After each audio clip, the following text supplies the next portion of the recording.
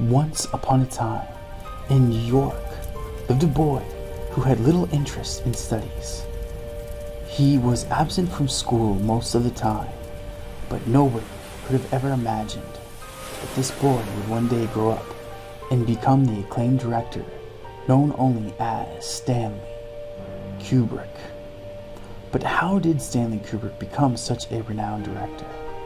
And why did he choose the film industry? Or did the film industry choose him? Did he really play drums in the high school jazz band? Was he also a talented photographer? Did he really turn down the Beatles?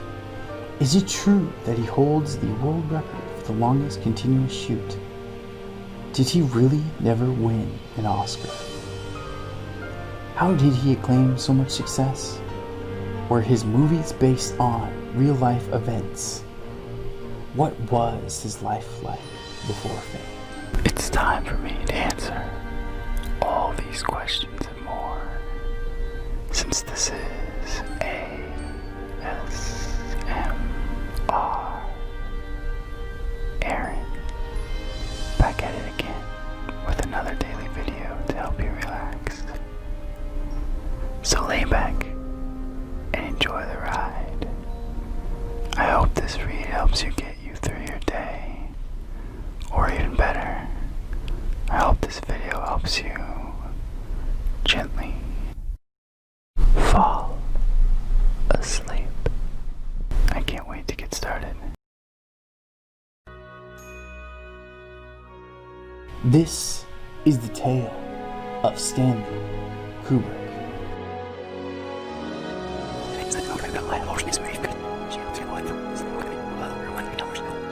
Famed filmmaker Stanley Kubrick was born in New York City on July the 26th, 1928, and grew up in the Bronx, New York, where his father, Jacques Kubrick, worked as a doctor, and his mother, Sadie Pavella Kubrick, was a housewife.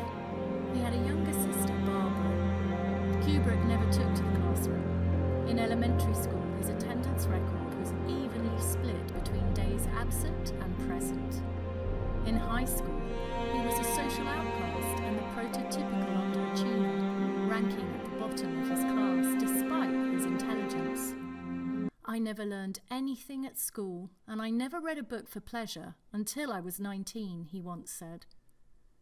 Kubrick's early ambitions were to become a writer or play baseball. I started out thinking if I couldn't play for the Yankees, I'd be a novelist, he later remembered. Seeking creative endeavours rather than to focus on his academic status, Kubrick played the drums in his high school's jazz band. His vocalist later became known as A.D. Gorm. Seeking creative endeavours rather than to focus on his academic status, Kubrick played the drums in his high school's jazz band. Its vocalist later became known as A.D. Gorm. Kubrick also displayed early promise as a photographer for the school paper, and at age 16 began selling his photos to Look magazine. A year later, he was hired for the staff of the magazine. When not travelling for Look, he spent most of his evenings at the Museum of Modern Art. Toward the end of his high school career, Kubrick applied to several colleges but was turned down for admission by all of them. Kubrick began to explore the art of filmmaking in the 1950s. His first films were documentary shorts financed by friends and relatives. His first feature, the 1953 military drama Fear and Desire, was made independently of a studio, an uncommon practice for the time. Early into his filmmaking career, Kubrick acted as cinematographer, editor, and soundman in addition to directing. Later, he would also write and produce. Kubrick made 10 feature films from 1957 to 1999. His early releases from that period including the acclaimed Spartacus in 1960, Lolita 1962, based on the novel by Vladimir Nabokov, and Dr. Strangelove, or How I Learned to Stop Worrying and Love the Bomb, 1964. Denied official cooperation from the US Armed Services during the filming of Dr. Strangelove, Kubrick went on to construct sets from photographs and other public sources.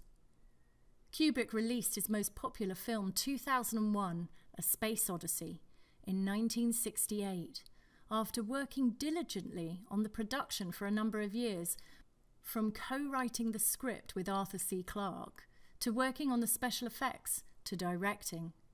The film earned Kubrick 13 Academy Award nominations.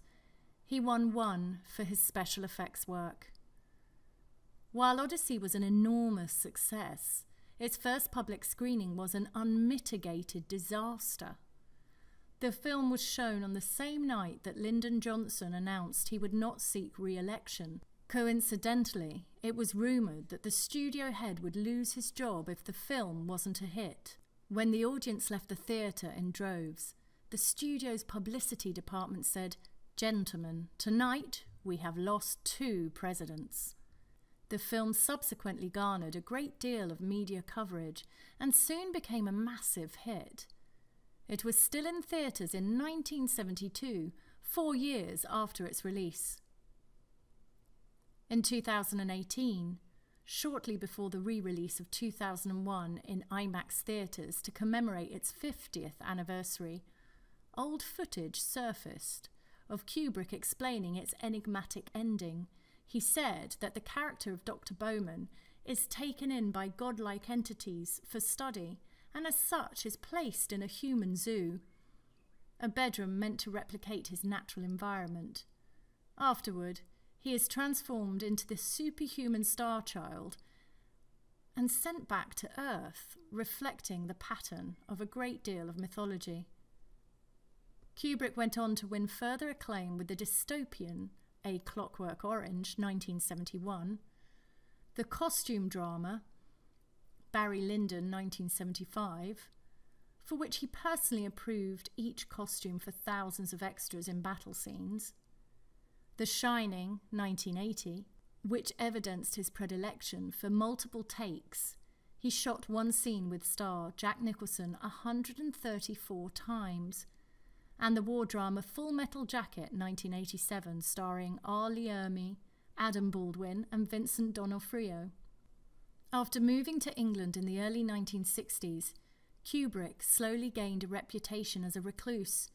He gradually reduced the time he spent anywhere other than on a studio set or in his home office, refused most interview requests, and was rarely photographed, never formally.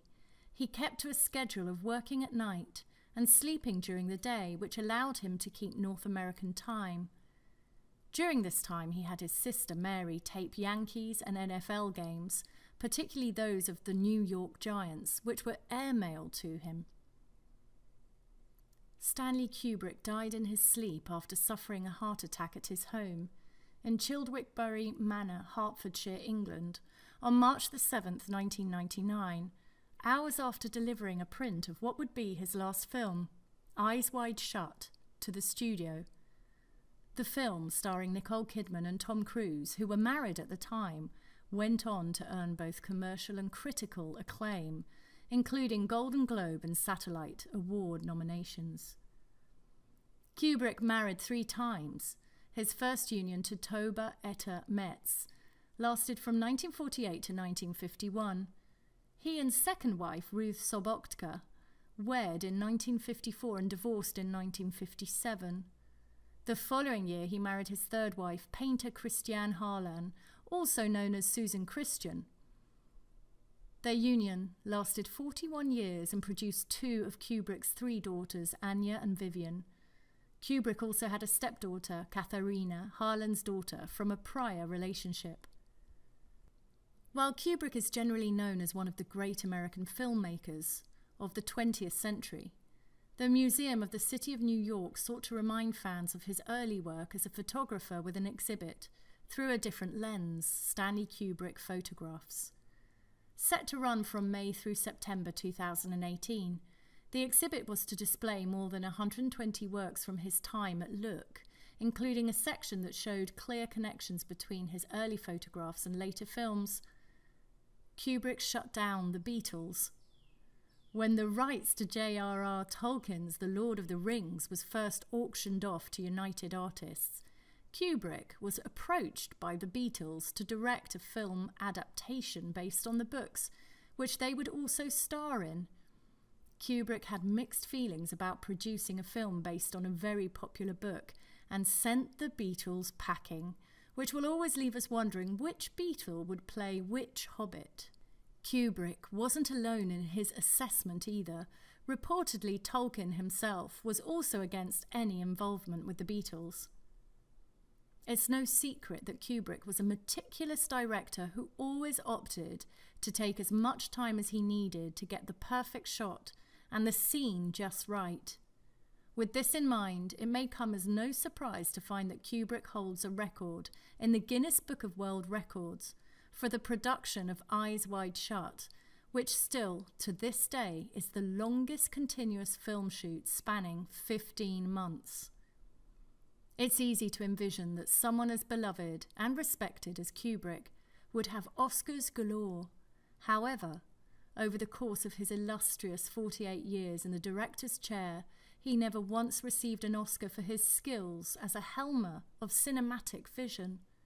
While he was nominated for several awards, the only Oscar he ever received was for the visual effects in 2001: A Space Odyssey.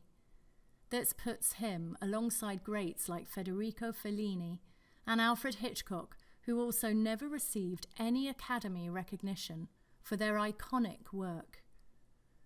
And so ends the tale of the great director Stanley Kubrick, who remains in the hearts of his fans for his extraordinary films.